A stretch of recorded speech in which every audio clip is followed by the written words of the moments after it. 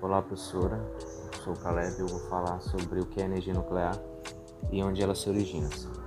Bom, a energia nuclear, dando um conceito para ela é basicamente a energia liberada por um núcleo de um átomo com a ação de desintegração das suas partículas e liberando muita energia, né?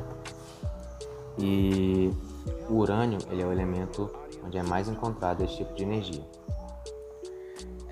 Agora, sobre a sua origem. Bom, em 1950, tinha um programa norte-americano chamado Átomos para a Paz, um programa norte-americano. E esse programa parecia ter muito futuro para a energia nuclear, mas esse futuro brilhante foi perdido no final da Segunda Guerra Mundial com o desenvolvimento da bomba atômica, né? Falando sobre a sua origem mais quimicamente, a energia nuclear ela vem da fissão nuclear, que é a divisão do núcleo de um átomo em outros dois fragmentos. Por exemplo, liberando muita energia também, né? Por exemplo, a reação de fissão nuclear do urânio 235. Ele é bombardeado com elétrons, não, com nêutrons. Assim é liberado outros dois elementos com cerca de três novos, na verdade, nêutrons. E nesse processo ocorre a liberação de muita energia. E isso é basicamente a origem e o conceito da energia nuclear. Bom, o lixo nuclear, lixo radioativo ou lixo atômico também como é conhecido, ele é aquele, sobretudo, produzido pelas usinas nucleares, tá? Elas produzem energia elétrica através de materiais radioativos, onde o seu principal elemento é o urânio, né? Em maioria dessas composições. No entanto, os elementos radioativos são também utilizados nas áreas da medicina, né? Em caso, por exemplo, hospitais, na agricultura, na engenharia, dentre outros. Bom, o destino e descarte do lixo nuclear. Dependendo da classificação do resíduo radioativo, onde há uma separação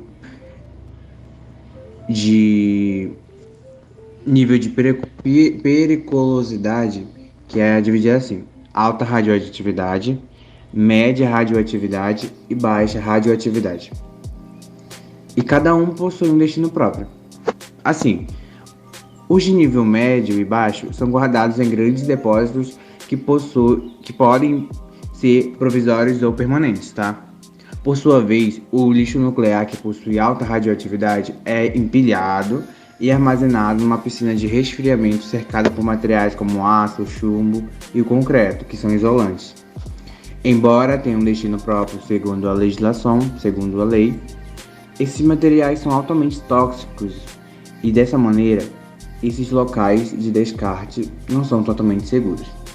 Locais que foram atingidos pela poluição nuclear são impróprios para a habitação, sendo que esses resíduos podem levar de 5 a 10 décadas para se dissiparem. Um exemplo foi o do acidente Cécio 137, que aconteceu em Goiânia e foi o maior acidente do Brasil.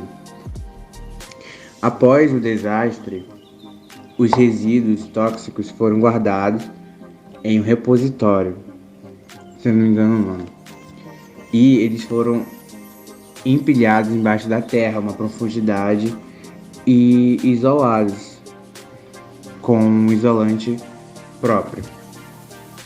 Não tem como falar da radioatividade sem citar Marie Curie.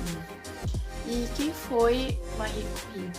Marie Curie, ela foi uma cientista que ela descobriu, dois elementos da tabela periódica, sendo eles o polônio e o rádio.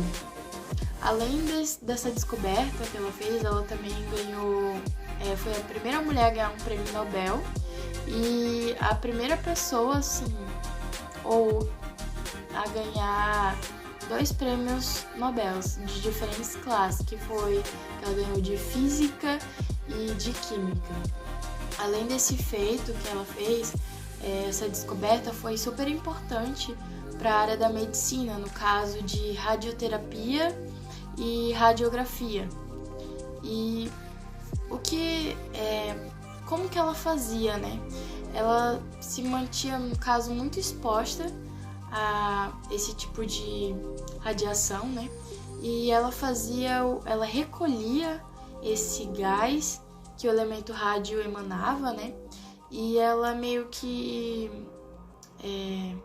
enviava esse material para diversos hospitais do mundo, para o tratamento, no caso de tumores por irradiação, né? Porém, tanto que ela ficou fazendo isso, ela acabou sendo muito exposta a essa radiação, o que causou mal a ela. Tanto que até hoje, para você poder pegar, vamos supor, o caderno de anotações que ela tinha na época, se caso você for pegar, você precisa assinar um termo de compromisso e vestir uma roupa super adequada para poder tocar no caderno dela, por conta do nível de radiação ser muito alto. O caixão dela também é feito de chumbo por conta da tanta radiação que ela foi exposta, né? E hoje você se pergunta como que essa radiação, por ela ser perigosa, ela tá no meio, no caso de hospitais, enfim. O que acontece é que a radiação, ela começa a ser perigosa quando depende muito da intensidade da radiação e da exposição. Tanto que se você for num dentista, por exemplo, você vai lá tirar um raio-x dos seus dentes, né? E você tá lá no aparelho, colocado sobre você um material de chumbo, né? E o dentista, ele vai para outro lugar, ele fica muito longe de você. E tem até pessoas que fazem brincadeira, o dentista fala que é seguro, só que ele tá lá do outro lado e você tá sendo exposto. Mas o que acontece é justamente essa exposição e, no caso, a intensidade, o tempo de exposição e intensidade, né? Porque o dentista, ele vive com aquilo, então ele tá o tempo todo meio que sendo exposto. Já o paciente, ele não tá o tempo todo sendo exposto pelaquela radiação, porque, vamos supor, ele faz o exame de 1 ano, meses, enfim. Então, o que determina se a radiação vai ser ruim ou não é o tempo e a exposição e a intensidade, consequentemente, né? Olá, professora. Meu nome é Lucas Eduardo e hoje eu vou apresentar sobre o uso da energia nuclear como energia elétrica comercial. Bom, segundo a WNA, Associação Nuclear Mundial, que é a sigla dela em inglês, cerca de 14% da energia no mundo todo utiliza a energia nuclear como energia elétrica. Esse número ele tende a crescer mais e mais devido às novas construções que estão ocorrendo sobre as usinas nucleares. No mundo atual nós temos ao todo 440 usinas nucleares espalhadas pelo mundo todo, sendo nos Estados Unidos 104 usinas nucleares, no Japão nós temos 50, na França nós temos 58, na Rússia nós temos 33, na Coreia do Sul nós temos 28. No Brasil, atualmente, nós só temos 4 usinas nucleares e as demais usinas nucleares estão localizadas na Europa. Como eles utilizam essa energia nuclear como energia elétrica? Tem 2 formas de transformar essa energia nuclear em energia elétrica para utilização comercial, que é a fissão nuclear, onde o núcleo se divide. O núcleo ele vai se dividir em 2 ou mais partículas. E também tem a fusão nuclear, onde 2 núcleos ou mais vão se fundir, né, fusão, gerando um novo elemento. Bom, professora, agora eu vou falar sobre o acidente nuclear de Chernobyl. É um acidente que aconteceu no dia 26 de abril de 1986 em que os técnicos estavam fazendo um teste em como o reator 4 iria reagir a uma queda abrupta de energia. Era o reator 4, que foi o primeiro reator a explodir, era um modelo RBMK-1000. Era um modelo que, na época, ele já tinha sido produzido há 30 anos atrás. Então, já era um reator antigo e, consequentemente, ele havia alguns problemas. Era um desligamento de rotina, eles já estavam desligando os reatores, mas eles decidiram fazer esse teste de como o reator reagiria. Antes de começarmos a explicar sobre a explosão, vai uma parte importante para falar, é que eles usavam umas pontas de grafite como moderador do reator. Essas pontas de grafite, elas absorviam uma certa quantidade de calor, impedindo que o reator superaquecesse. Certo. Dito isso, vamos continuar. Outro erro que eles acabaram cometendo, que os técnicos acabaram cometendo, foi o desligamento automático, que eles acabaram desativando o desligamento automático do reator. Ou seja, o reator, mesmo após a queda de energia abrupta, né, eles continuaram em funcionamento. E com isso, além do desativamento do desligamento automático, eles bloquearam 4 das 8 bombinas que liberavam água para o reator, para que ele não pudesse aquecer tanto. Ou seja, só 4 estavam em funcionamento. Quando eles perceberam que isso dá errado, não se pode fazer isso, não se pode deixar a água que iria absorver o calor junto com as pontas de grafite para que o reator não superaquecesse, já era muito tarde, pois quando eles perceberam, o reator 4 já estava com 100 vezes a capacidade de energia que ele pode produzir. Ou seja, as hastes de carbono, as pontas de grafite já estava muito, muito aquecida. E devido a ter essa pouca quantidade de água, não conseguiu resfriar um pouco. Tentaram usar xenônio, que ele meio que neutraliza a fissão nuclear, porém o reator já estava uma potência tão alta que o xenônio não fazia mais efeito.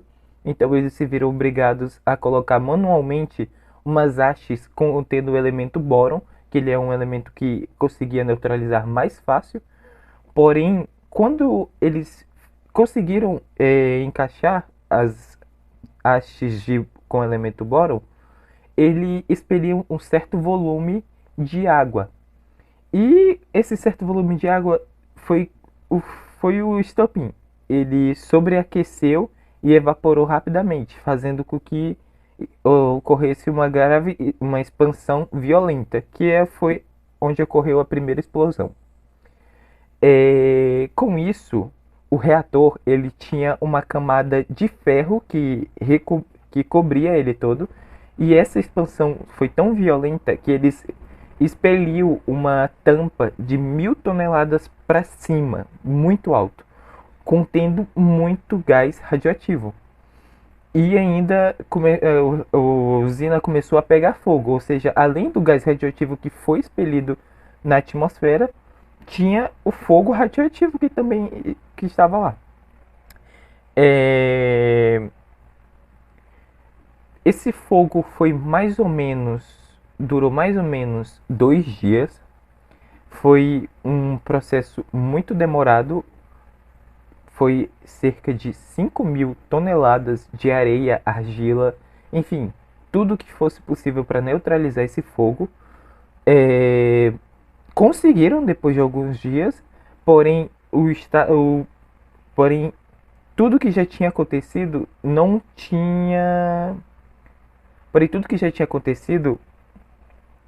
já era muito grave, pois esse gás radioativo que foi expelido na atmosfera já tinha pegado países muito longe, como a Polônia e até os Estados Unidos viu essa emissão radioativa.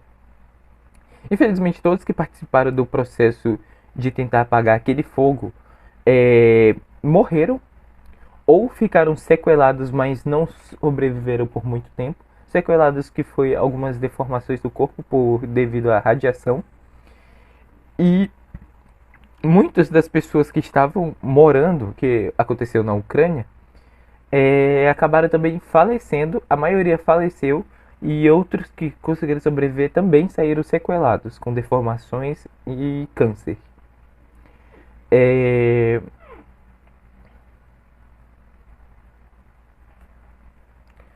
Hoje em dia, a Chernobyl é um lugar inabitado, não se pode mais morar nela até que toda a radiação seja neutralizada, e isso vai demorar anos e anos.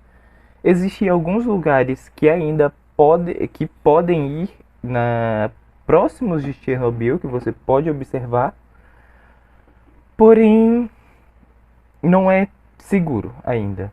E outra informação que eu queria passar aqui eu não sei a veracidade dessa informação ainda, mas foi dito que em Chernobyl nasceu organismos que se alimentam da radiação. E por isso pode ser que a volta para que Chernobyl seja um lugar habitado novamente diminuiu. Eu não sei se essa informação é verdadeira, mas é uma informação que eu gostaria de repassar, pois ela é interessante.